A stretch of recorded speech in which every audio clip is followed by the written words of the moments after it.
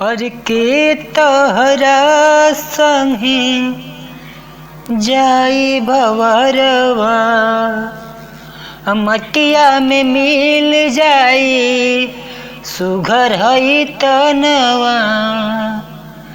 के तोहरा संगे जाई मनवा,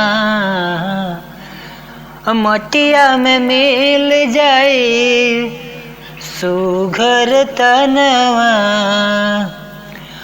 करतार जवन हई गुरुर शरीरिया पे, करतार जवन हई सुरूर शरीरिया पे। एक दिन मिल जाई मटिया में ही रे। भैया आप सभी के समझ एगो प्यारा से गीत दे रहल बानी। यदि आप सभी को अच्छा लगी तो अपन प्यार और आशीर्वाद बनाए रखी। कहल गल बा मटिया में मिल जाई सुघर शरीरिया, मटिया में मिल जाई सुघर शरीरिया। करता रे गुरुर काहे इतना ए बबुआ, करता रे गुरुर काहे इतना ए बबुआ। सब ही के अंत समैया मेरे, सब ही के अंत समैया मेरे।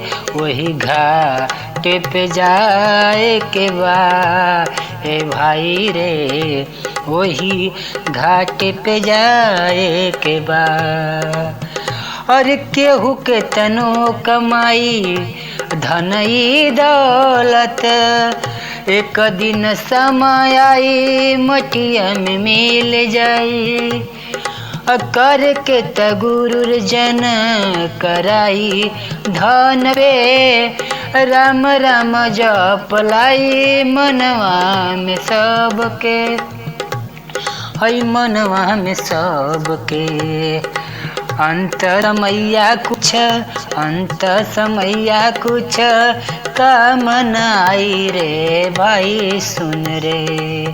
अंत समैया में कामन आए कुछ राम सिवा, मनवा में जपु राम राम राम राम, मनवा में जपु राम सीताराम राम।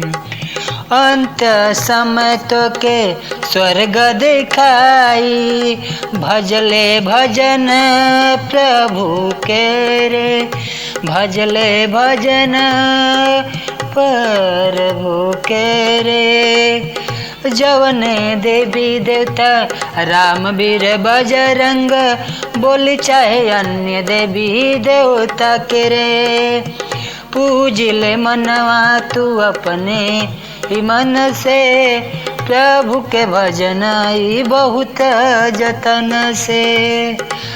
अंत समैया में केहू न दिखाई, अकेले अइले रे अकेले जाई।